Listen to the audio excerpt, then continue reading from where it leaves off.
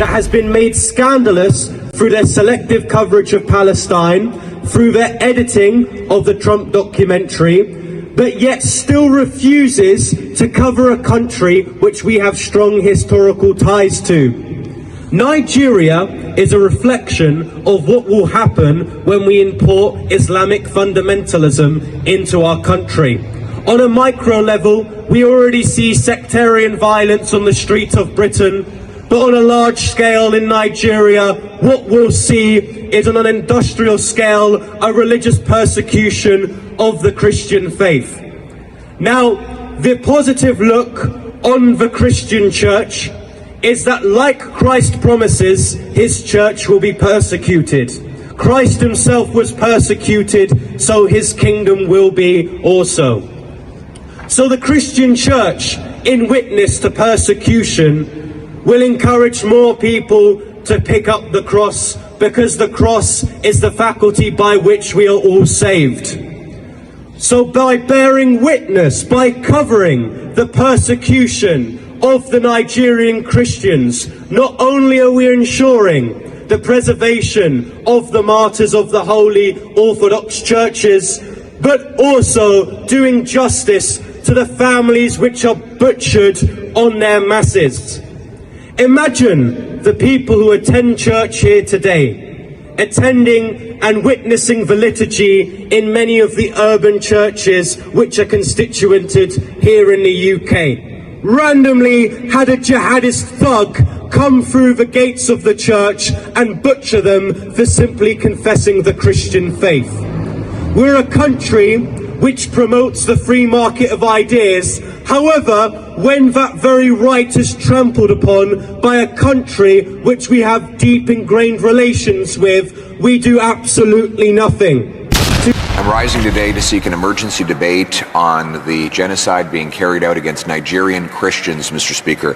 One of the worst mass kidnappings ever reported in Nigeria occurred on Friday, where more than 300 school children were abducted from St. Mary's Catholic School after an attack by armed men.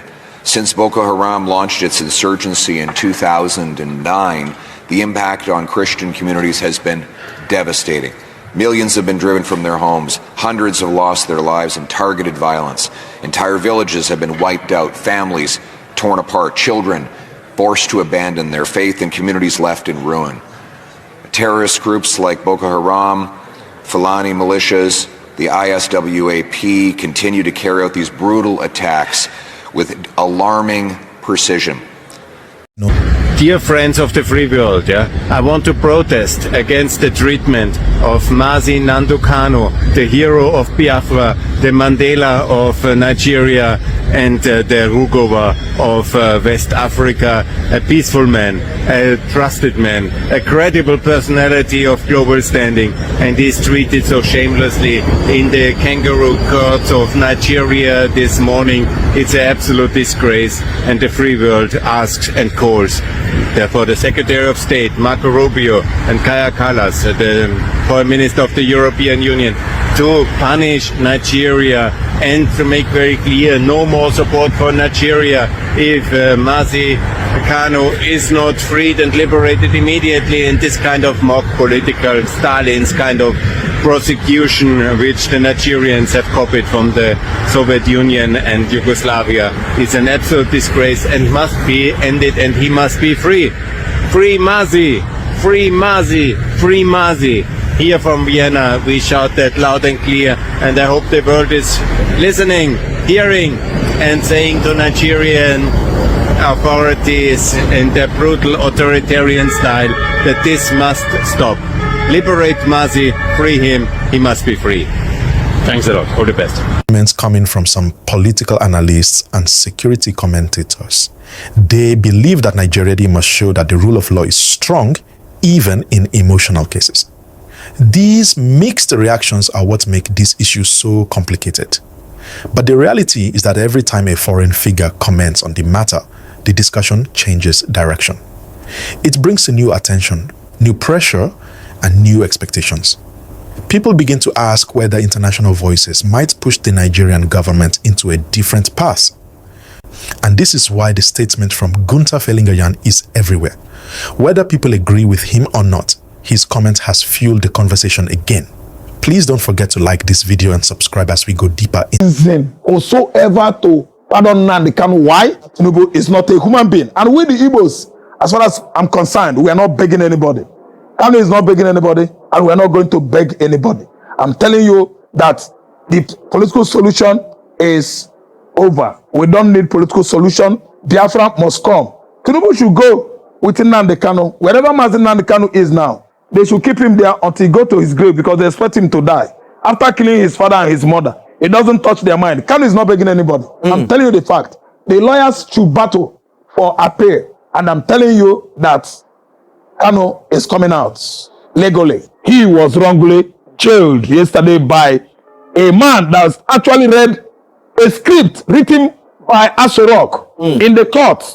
Omatocho was reading a script, and he has actually finished himself in the history of Nigerian politics. And I'm telling you that what law is, we are seeing a justice that is bent, a justice that actually discriminates, a different justice system for Southeastern Nigeria. What about the many crimes, bloody one committed in the North and Mid Belt? And we actually know the sponsors of bandit and Boko Haram. Right now, as I'm talking to you, Washington is doing many things about it to make sure that the people that are sponsoring terrorists in Nigeria are punished. And we know many of them. Has any one of them been sentenced? Has any one of them been penalized? An Igbo man that is doing the right thing for his people in the Southeastern Nigeria is condemned. Life jail is a condemnation jail.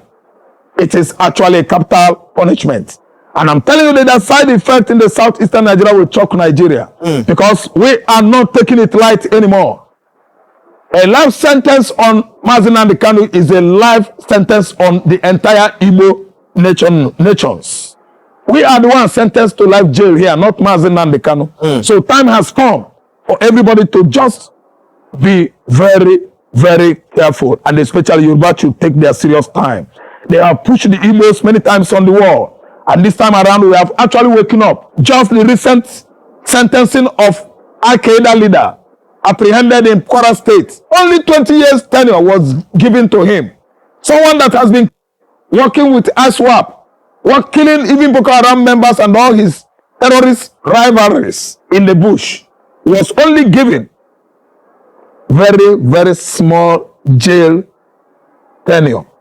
Hatred, Nnamdi Kanu is condemned, because this is a condemnation. I don't say life jail. What do you mean by life jail? He will stay there until he dies.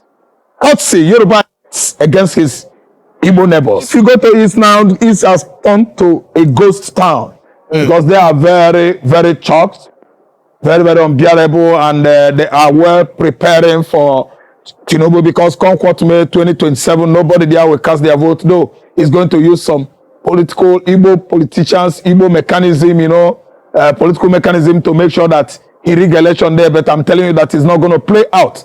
Nobody's going to rig anybody out in the Southeastern Nigeria. Whoever they want to vote for is the person they will actually or eventually vote for in the Southeastern Nigeria. Then the side effect in the Southeast is that all the political juggernauts in the Southeast, Opuzadema, Charles Soludo, Kutamba, Dave Omaye, all of them in the Southeast as governors to prepare for the political impasse that is going to happen in the Southeast, because all the key politicians in the Southeast are the perceived enemies of the Igbo youths now. Right now, they actually know how they, collaborate with Tinubu administration and jailed an innocent Igbo man that was agitating for emancipation of Biafra.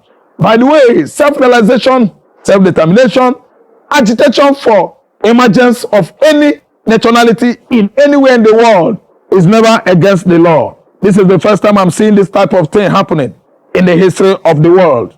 Kanu is agitating rightly without using machetes, guns, and other clubs or dangerous weapons, but he was telling the whole world that Nigeria is overdone. That Nigeria was just 100 years in 2014. And that was how he established IPOB in 2014 exactly. He started doing it right. That Nigeria is overdone. It's now 100 years that any aggrieved province in Nigeria has the right to sit away from this contraption. And that was how the political juggernauts and the Igbo political stand up against this young man. And finally, he was wrongly jailed yesterday by a man that was actually read a script written by Asherok in the courts. Omotocho was reading a script, and he has actually finished himself in the history of Nigerian politics. And I'm telling you that what law is, we are seeing a justice that is bent, a justice that actually discriminates, a different justice system for Southeastern Nigeria. What about the many crimes, bloody one committed in the North and Mid Belt? And we actually know the sponsors of bandit and Boko Haram. Right now, as I'm talking to you, Washington is doing many things about it to make sure that the people that are sponsoring terrorists in Nigeria are punished. And we know many of them. Has any one of them been sentenced? Has any one of them been penalized? An Igbo man that is doing the right thing for his people in the Southeastern Nigeria is condemned. Life jail is a condemnation jail. Nnamdi Kanu is a clear example. In 2022, Nigeria's Court of Appeal struck down the charges against him and ordered his release. The UN Working Group on Arbitrary Detention has also called for his unconditional release. Yet he remains in solitary confinement, in deteriorating health, and recently had to represent himself in court.